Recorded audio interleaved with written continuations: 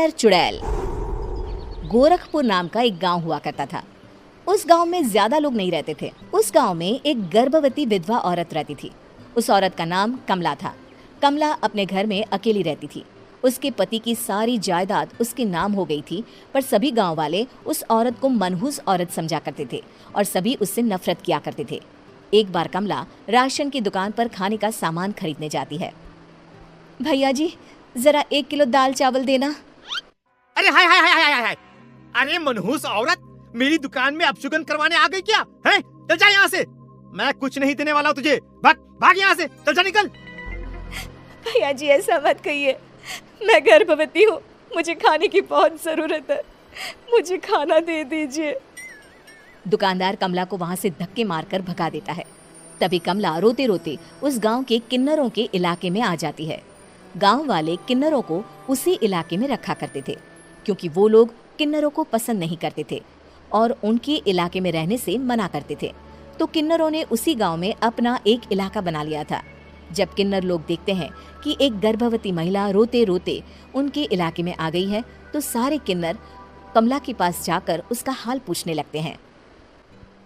क्या हुआ बहन, तुम्हारी गर्भवती अवस्था में इतनी बुरी हालत कैसे? तुम रो क्यों रही हो? तुम डरो मत, हम तुम्हें कोई नुकसान नहीं पहुंचाएंगे। तुम शांत होकर सब बताओ कि हुआ क्या है। मैं कमला हूँ, मैं गांव के दूसरे इलाके से आई हूँ। 2 महीने पहले ही मेरे पति की मौत हुई है। मुझे गांव के लोग मनहूस मानते हैं, क्योंकि मैं विधवा हूँ और गर्भवती भी। वहाँ के लोग मुझे खाने के लिए कुछ बेचने के लिए भी तैयार नहीं, जिससे मेरा गुजारा नहीं हो रहा था। कोई बात नहीं कमला, हम तुम्हारा ख्याल रखेंगे। किन्नर लोग कमला को एक खाली घर में रहने के लिए जगह दे देते हैं और उसकी देखभाल भी करते हैं। कुछ ही महीने बाद कमला अपने बच्चे को जन्म देती है, पर अफसोस, कमला बच्चे को जन्म देते ही अपनी जान गंवा देती है। जब सब किन्नर बच्चे को देखते हैं तो बहुत खुश हो जाते हैं, क्योंकि वो बच्चा भी किन्नर ही था। कमला ने एक किन्नर बच्चे को जन्म दिया था। अब इस बच्चे की देखभाल कौन करेगा? हम तो इस बच्चे को गांव के दूसरे इलाके में भी नहीं भेज सकते।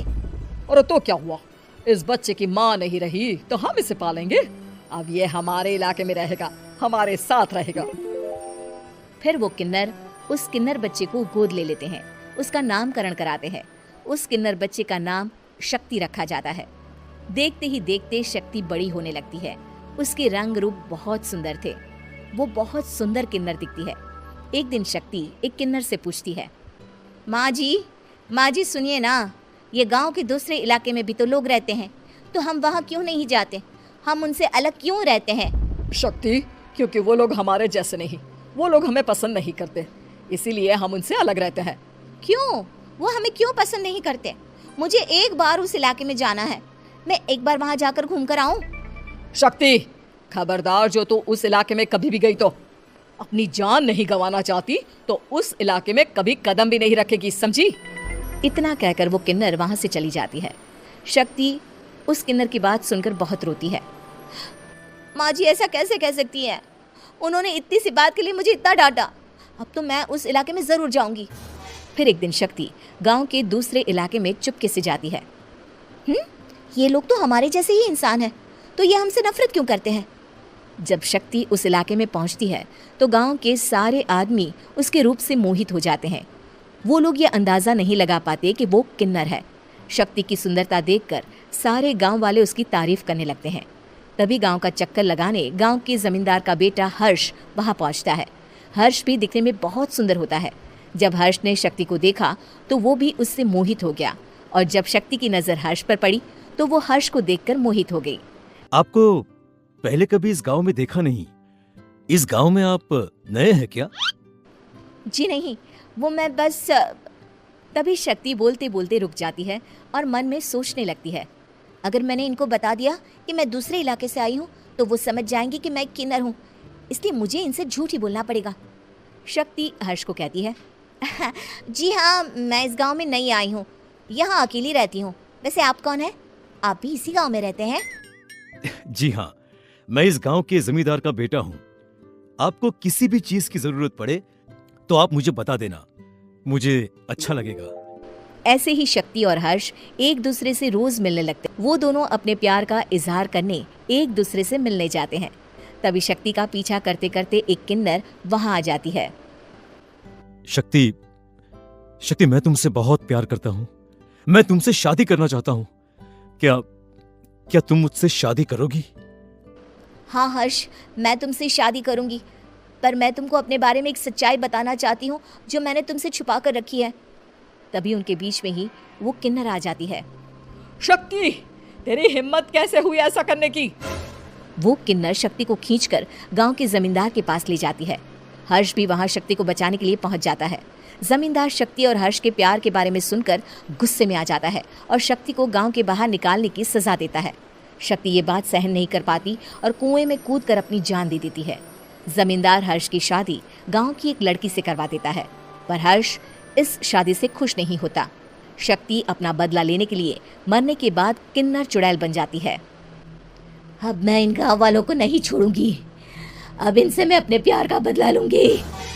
किन्नर चुड़ैल गांव वालों को परेशान करना शुरू कर देती है। एक बार वो रात को गांव के खेतों में पहुंच जाती है और वहां आग लगा देती है। सारी फसल जल के राख हो जाती है। जब एक आदमी रात को उठकर देखता है कि खेत में आग लग गई है तो वो वहां पहुंच जाता है। वो देखता है कि खेतों के बीचों बीच एक किन्नर चुड़ैल खड़ी है और वहां खड़े होकर ताली बजा रही है। गांव वाला किन्नर चुड़ैल को देखकर बेहोश हो जाता है। जब सुबह उस आदमी को होश आता है तो वो सीधा जमींदार के पास जाता है।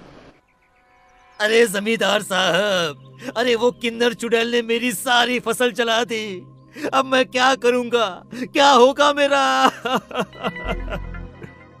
जमींदार चुड़ैल किन्नर का नाम सुनते ही सब कुछ समझ जाता है। अब वो बहुत डर जाता है। उसी रात को जब जमींदार डर के मारे अपने कमरे में सो नहीं पाता, तभी वहां अचानक से किन्नर चुड़ैल आ जाती है। किन्नर चुड़ैल जोर जोर से जमींदार के आगे खड़ी होकर हंसने लगती है और ताली बजाने लगती है। जमींदार उस डरावनी किन्नर चुड़ैल को देखकर बहुत डर जाता है। तूने मेरे साथ बहुत बुरा किया, अब मैं तुझे जान से मार दूंगी। नहीं नहीं नहीं नहीं नहीं, मुझे माफ कर दो, मुझे मत मारो। मैं कभी ऐसा दोबारा नहीं करूंगा। अब तुम जो बोलोगी वही मैं करूंगा। ठीक है, मैं चाहती हूँ कि किन्नर इलाका गांव के इलाके से जुड़े और गांव का कोई भी आदमी किन्नर समाज से द्वेष ना करे, उससे नफरत ना करे, नहीं तो मैं सारे गांव को मार दूंगी। और तुम गांव में एक नया कानून बनाओ कि अगर किसी ने भी किन्नर समाज को हानि पहुंचाने की कोशिश भी करी या इनसे भेदभाव करने की भी कोशिश करी तो उनको कड़ी से कड़ी सजा मिलेगी।